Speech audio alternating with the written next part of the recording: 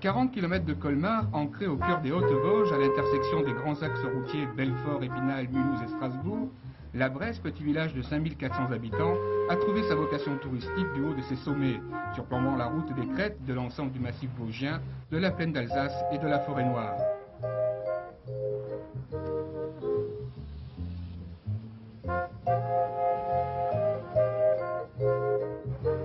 En 20 ans, la Bresse est passée d'une économie quasi artisanale à une économie planifiée, devenant ainsi la station de ski la plus importante de l'Est de la France, avec un domaine skiable de 400 hectares, équipé de 25 téléskis et de 5 télésièges, desservant 38 pistes de ski alpin et 41 km de ski de fond.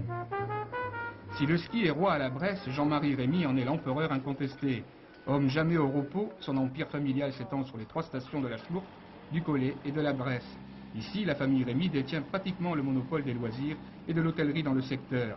Plus que jamais référence, l'entreprise familiale de Jean-Marie Rémy s'est imposée contre vents et congères, comme le moteur du massif en faisant de la Bresse une station canon, grâce à un formidable dispositif d'artillerie de canon à neige installé à grands frais, 20 millions de francs, mais aussi avec beaucoup de discernement dans ce secteur de la Vologne.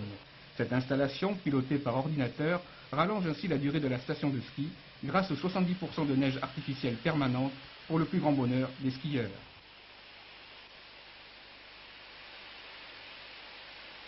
Il y a 20 ans, il y avait 10 canons à neige. Aujourd'hui, on en a 180, ce qui nous permet d'avoir une avance considérable sur l'ensemble des domaines skiables de l'Est de la France.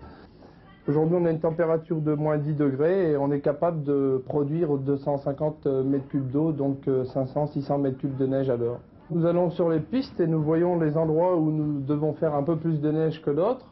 Et puis on peut programmer tel canon à tel endroit, sur telle piste. C'est complètement autonome et c'est très bien géré. Aujourd'hui, les Alsaciens représentent près de 12% des 15 000 personnes qui fréquentent la Bresse chaque jour. Incidence économique importante, pour un franc dépensé sur les remontées mécaniques, 8 autres francs sont aussi déboursés pour l'achat ou la location d'équipements et de vêtements de ski.